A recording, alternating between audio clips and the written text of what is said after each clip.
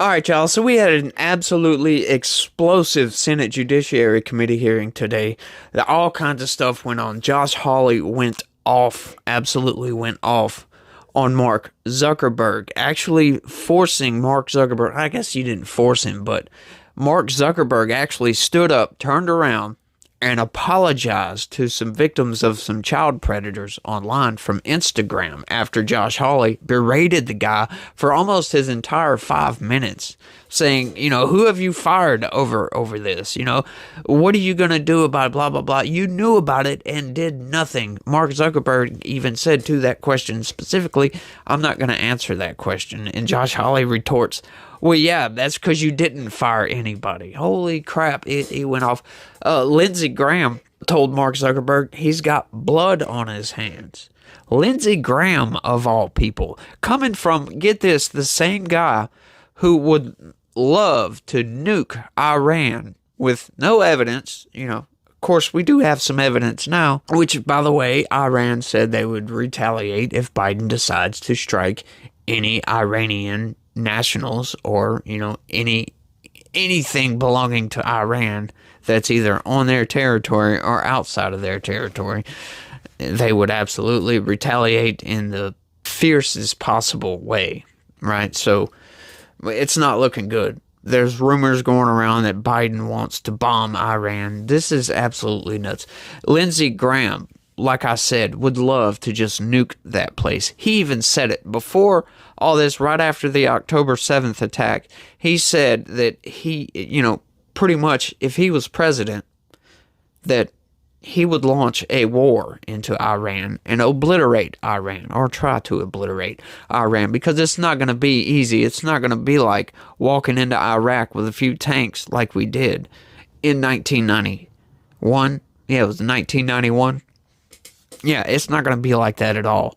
Iran is a mountainous area, and they have some pretty good air defense systems, I might add. They're not Iraq, that's for sure. Supposedly Iraq had like the 5th best air force or army or whatever, but Iran is a totally different deal these days. They're still operating F-14s, for God's sake, that they got from us. They're still operating United States equipment. Afghanistan is also right there, where Biden just so happened to leave, $60 billion in military equipment? Just absolutely nuts, folks. But that Senate hearing was off the chain. Oh, yeah, and get this. There was another headline today about Speaker Johnson saying that Senate border deal was dead on arrival. There's been a headline saying that for the past, 4 or 5 days, something like that. It's absolutely insane. These people just keep putting up these headlines for nothing. It's like, why? Well, I guess they covered it, so now I gotta cover it too. No, come on, man.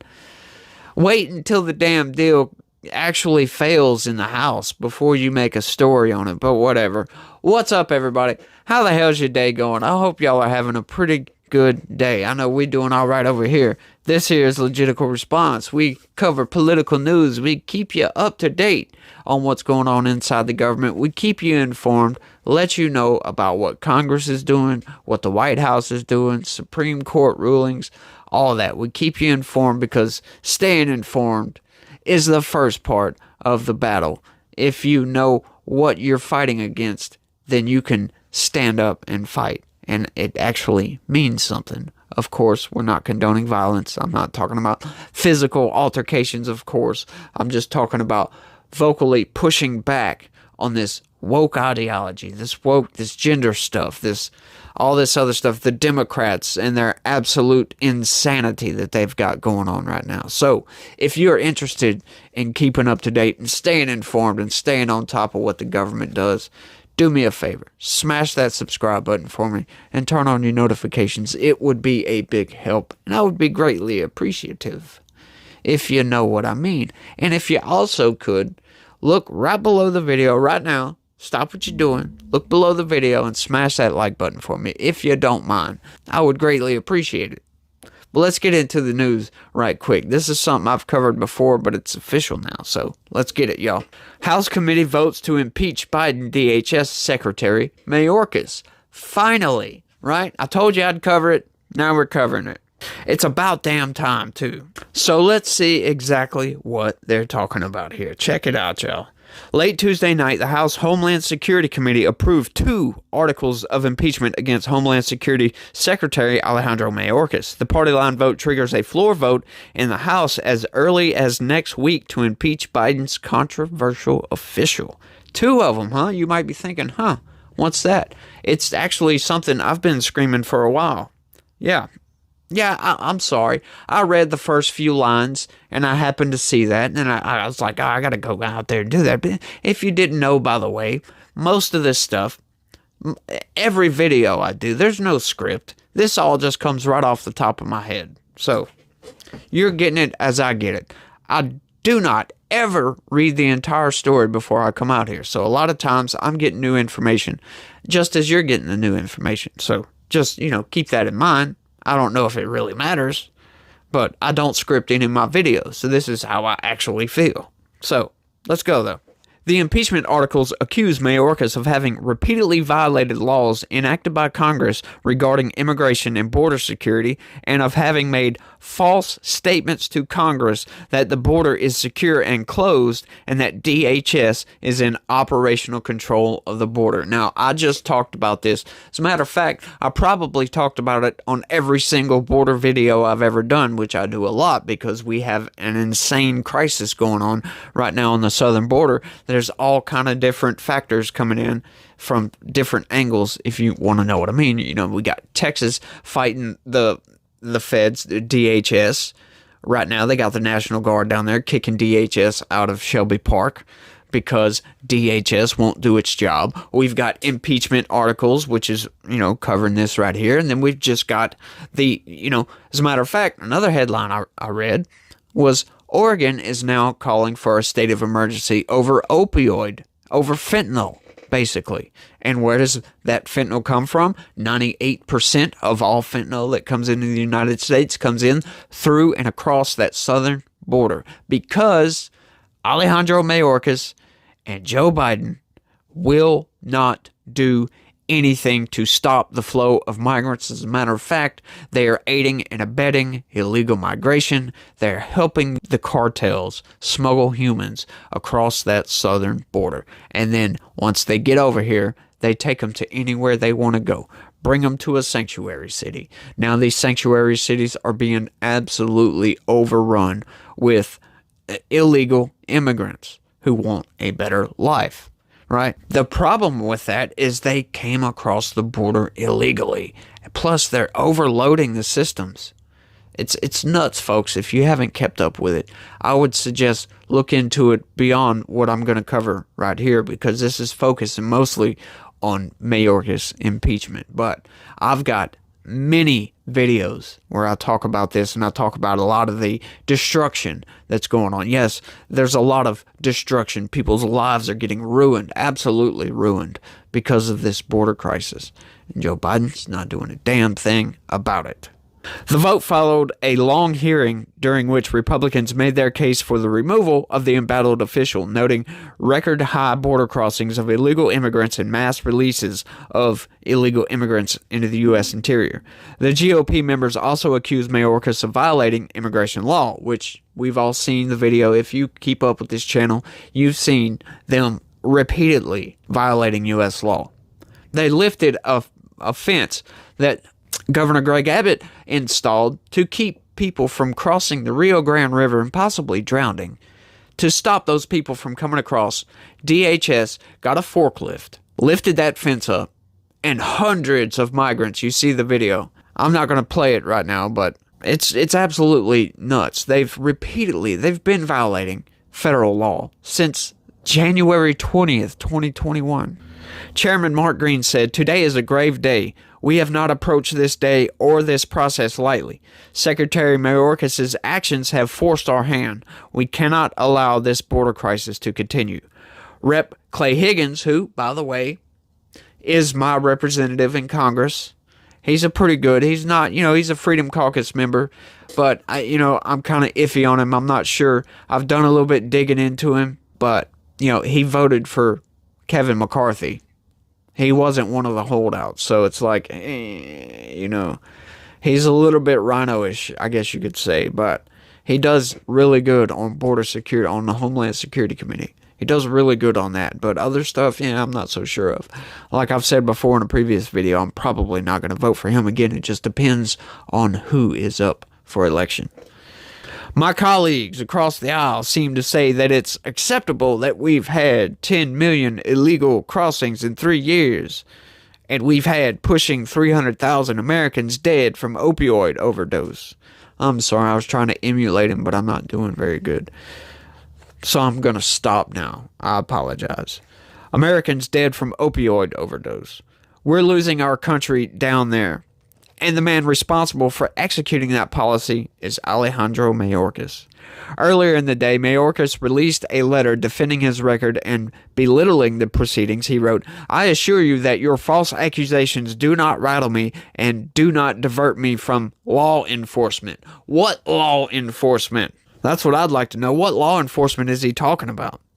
And broader public service missions to which I have devoted most of my career and to which I remain devoted. Yeah, right. Look at the numbers.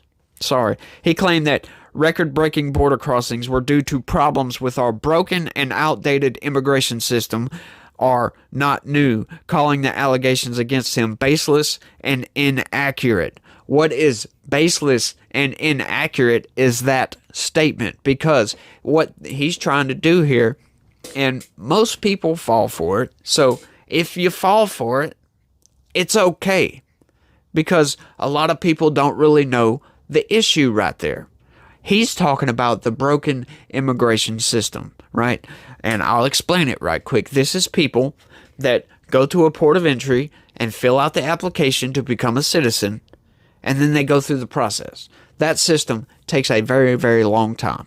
There is like a 5 or 6 year waiting period to get on to become a citizen. That's how long it takes right now.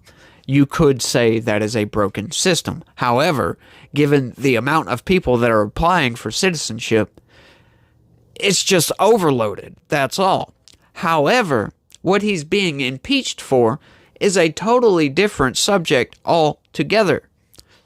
Illegal migration. People that just come across the border.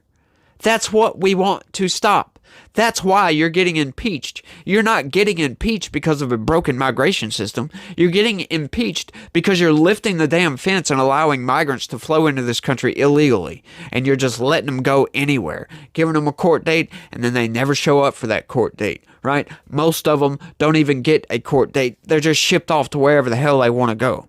So he is lying, so do not fall for the BS. Listen to the language. The left and Democrats love to use language that will trick you and making you think that what they're saying is true when it's not, like using gender-affirming care, right? Gender-affirming care is transitioning somebody to a different gender. Now, when you think about it like that, gender-affirming care and transitioning to a different gender are two totally different things. Because actual gender-affirming care should be, if your son comes to you and says, "I think I'm a girl," you say, "You're gender-affirming care." "No, son, you're a boy. You're not a girl." That would be affirming their actual gender and caring for them because they are thinking something that it's not a reality. But, I'm not going to get off on that topic. We talked about that yesterday. If you want to hear my deep thoughts on that, go to my catalog and look at my video from yesterday. I think that was an alright video. I don't like to pat myself on the back, but I think I did okay with that one in explaining my position. But let's keep going. In March 2021, he told would-be illegal immigrants, "We're not saying don't come. We are saying don't come now, because we will be able to deliver safe and orderly process to them as quickly as possible." Mayorkas said that would-be immigrations should wait with a goal in mind. I don't know. I think that's a typo.